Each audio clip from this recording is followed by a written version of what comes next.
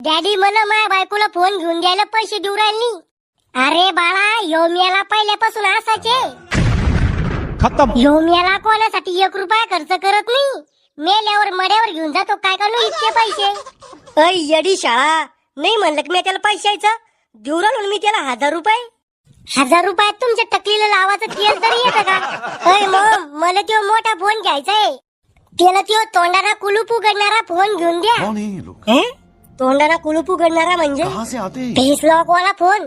हा E screen touch.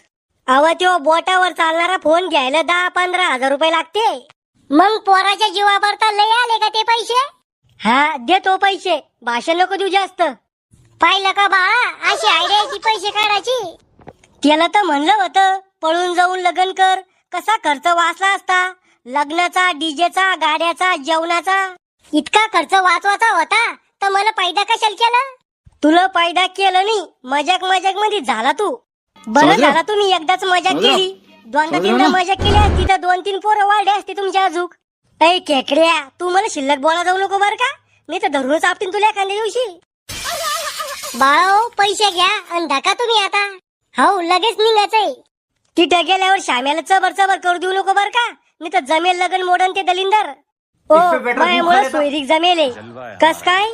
नवरीच्या बापानं माया भरुशावर पोरगी दिले फक्त. म्हणजे मग आम्ही फक्त तिथं चहा घ्यायला गेलतो का? मले काय माहित चहा घ्यायला गेलते का पोहे खायला गेलते तर. थांब रे तू, रावल्या चाल तो म्हातारा गरम झालं. थांब ना खेकड्या.